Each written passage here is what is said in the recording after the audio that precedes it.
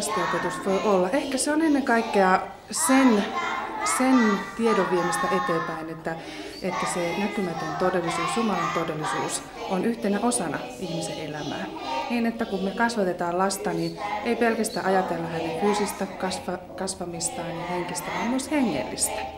Että se alue on koko ajan mukana, niin täällä meidän kerhoissa kuin sitten siellä omassa kodissa.